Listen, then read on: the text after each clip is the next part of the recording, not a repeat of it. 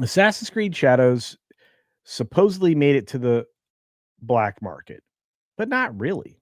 I don't believe that's what actually happened. I think that it's a massive, massive leak that comes on the heels of just every other bad thing that could happen to Ubisoft and to one of their premier game franchises.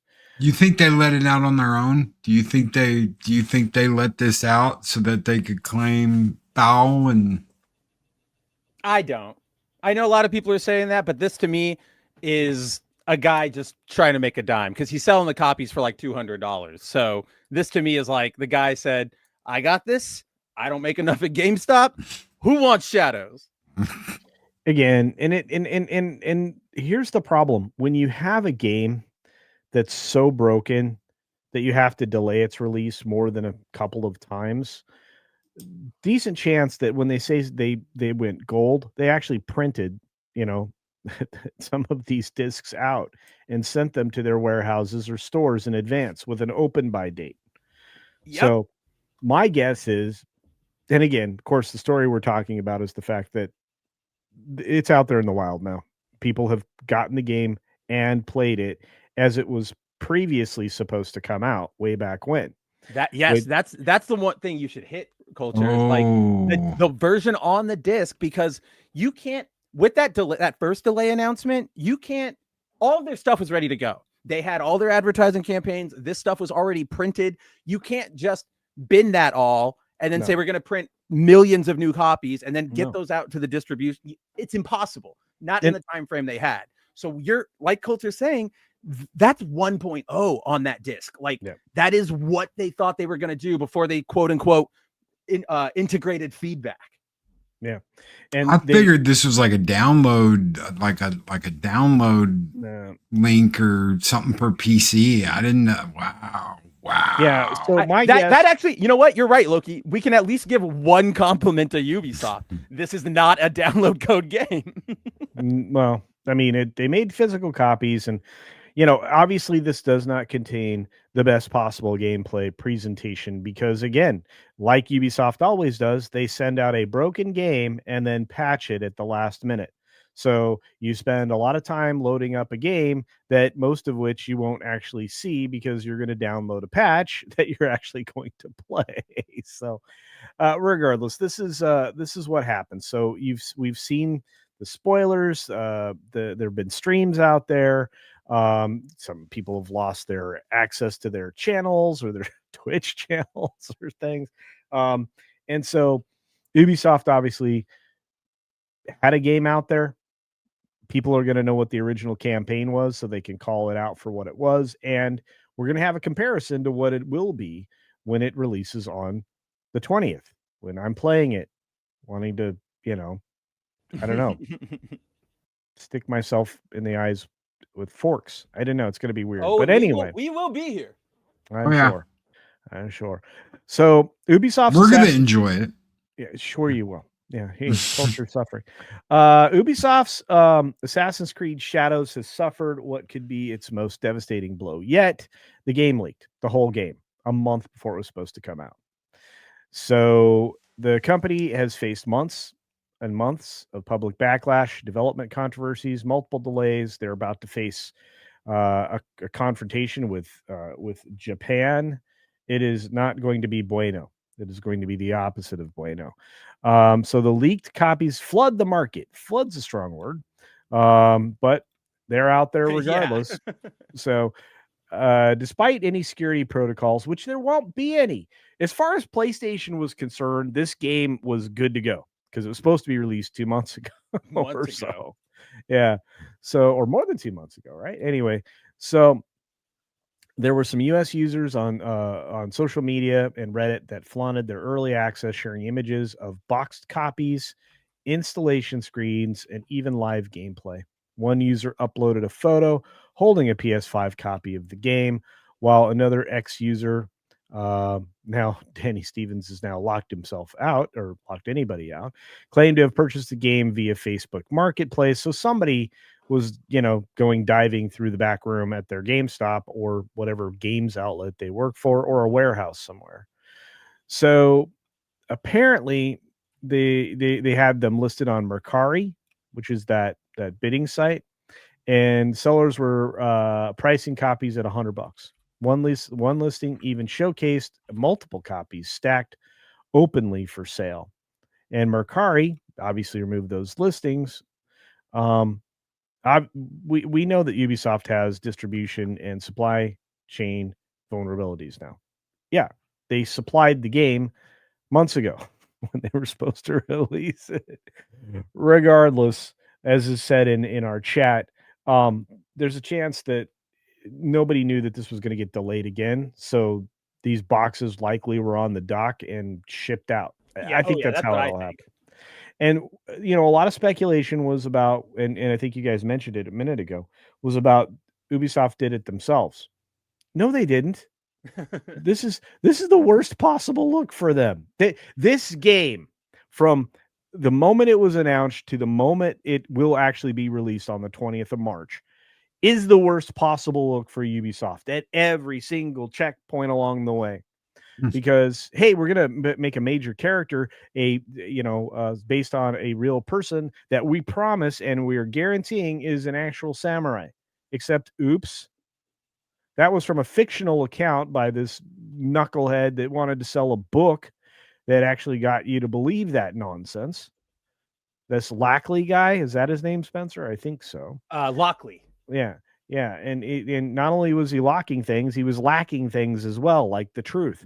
So there's a lot of controversy when it comes to this. There's going to be a lot more political controversy coming down the pipe from Japan towards Ubisoft in the future, especially with the ability to destroy the temple and in the interior of it and everything else. I mean, there just was so much discourtesy paid to the Japanese people by this game studio, even though they had, and correct me if I'm wrong, Spencer, Ubisoft Osaka. They did have a straight up Japanese studio office. I don't know how you want to classify it, but they had a Japanese team, actual Japanese people, and they didn't ask them for anything. And they actually just shut the studio down less than 2 months ago. They shut down what could have been a liaison studio. And yeah, like I'm with you, Culture. When I look at this, things like a controlled leak or whatever, we've seen it before, it happens. But here, that even if I even do my most like devil's advocate-y like mind thoughts, which is a really dumb sentence for somebody talking about thinking, but even if I do that, I can't see one advantage to Ubisoft having this leak early.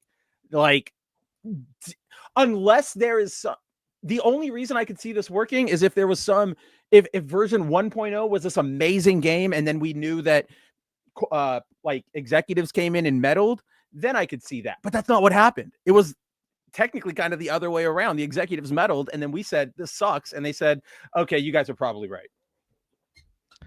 Yeah, that's not a great way to approach your games. Mm-mm. Yeah. Loki, your thoughts on this leak and whether or not it's going to matter at all in the end? Because that's all I got left for questions. Is any of this going to matter? No. We were talking about Rocksteady and what they did, and we've talked about Rockstar. Now we're back around to the people that keep me warm every winter. Is Ubisoft. I'm not kidding. It's been a warm winter this winter. Yes, Culture. I'm like, oh, we're warming our hands by the trash fire again today, are we, Culture? We are. They have created this issue for themselves. They have put themselves in this position. At every corner, they have, it's almost intentional. It's so bad that we're like, did they leak it themselves? Is there any advantage to that? Right, yeah, right. That's the stupidity we've been dealing with Ubisoft. And they want to be that way. That's what really I remember the old Ubisoft. I remember playing on Super Nintendo. It didn't get like this until what, the Origins, Assassin's Creed Origins. Is that what started it? Was it bad before? I don't remember Rogue being bad. Whichever one came after Flag. So whatever that was Rogue. That was, or was Rogue the expansion to that? I think Rogue might have been the expansion. Okay. Assassin's Creed is one of those ones that kind of goes like really Marvel comic style wonky with all of its tie-ins and expansions. Rogue was one console, and there was another game released that was on the other console with the twins. So you had that one was Syndicate. I know that one. Syndicate. So Syndicate was on one console and Rogue was on the other. Really? I played Rogue. That was where you get to play the dad of the guy that's in Black Flag. I liked that game. I thought that game, but it's just been, it's just down. Like it's never gonna stop. They're still going, culture. I don't think there's a bottom. I would say every game after maybe Black Flag started to get tipping into the more political stuff, and then once the allegations, the Me Too allegations came for like 4 of the 7 brothers, the Guimau family. I think from that point forward, they dove directly into DEI in their studio and started, destroying everything after that. See, I don't even chalk up the Assassin's Creed downfall to DEI, right? Like that, to me, that's too easy to just blame everything on DEI. What you look at in Assassin's Creed is they just got lazy. They just got boring. Nothing changed. All that they did was add 50 hours of additional side quests that went nowhere. In the Greek one, the one with Cassandra, they introduced like the awful percentage gear system. Yep. Right? Like, you want to, here's your, they did it with Far Cry. They did that crap with Far Cry too. It's live service, guys. That's the live service thing, so that you can purchase their speed ups and their anti-grind stuff and everything else. See, the corporate greed is a different issue than the DEI, because the DEI, that's what I was saying earlier. The DEI comes in on the ground level. That's when you see the narrative. That's when you see the characters. But when you step away and you no pun intended, use your eagle vision to look at the entire landscape, you can see that there's gameplay problems, because massive games like Suicide Squad or the last Assassin's Creed, those don't fail if normie audiences don't also turn out from them, right? Like we've seen a lot of games that go, oh, this really panders to, the woke or the normies, and they still succeed. And we just go, well, yeah, that's because the normie audience is really sort of detached. So yeah, to me, this is all them not knowing what to do with Assassin's Creed. To me, Assassin's Creed wasn't even DEI until here, because we've been taking place in, Egypt, the Middle East. Like it's always been sort of to use the term correctly, like a diverse series. So to me, Vikings. Yeah, exactly. We got Vikings at a point. Desmond was a white guy. And so, yeah, to me, this is just really big. This is complacency. This is what happened to Marvel. They got so big that they said, everybody's going to eat up our slop no matter what we do. So they just keep slopping it up. And then when they fail, they go, should we cut our things down? Should we edit? Should we maybe rebuild? And they go, no, just add more slop. People are going to love more slop. That's what they need more of. Yeah, all I know is that from that point forward, where you got the gear system and all of that, the games became less entertaining. They became less fun, and they became more frustrating. And again, introducing the grind that's an artificial thing they did so that people would spend money. And that's why they had to try to force the live service, which everybody hates. And I'm going to tell you right now, speed ups, man. I can't believe it took us this long to bring that up in this conversation. That's so sinister. No, that's what it was about.